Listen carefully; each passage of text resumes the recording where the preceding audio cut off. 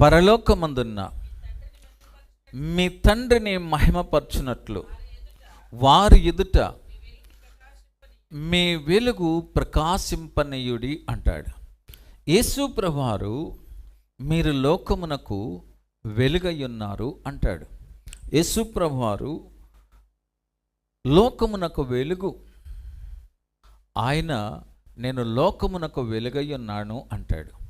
నన్ను వెంబడించు మీరు వెలుగై ఉండాలి అంటాడు. దేవుడు వెలుగు, మనము కూడా వెలుగు.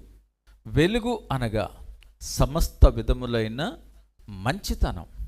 మంచి చేయాలి, మేలు చేయాలి, ఇతరుల ఎడల కనికరము, ఇతరుల ఎడల ప్రేమ.